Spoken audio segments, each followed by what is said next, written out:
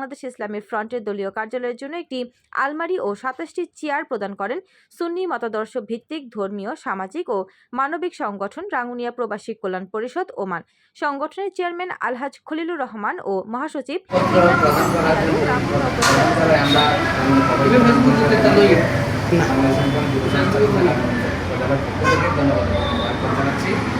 আশা করছি আগামীতে ওনারা সংগঠনের প্রয়োজনে যে কোনো সময় আমাদের পাশে থাকবেন।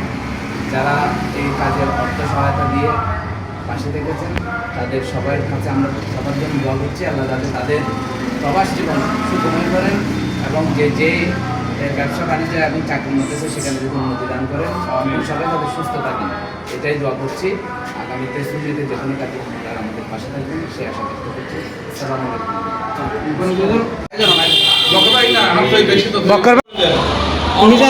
আলাইকুম।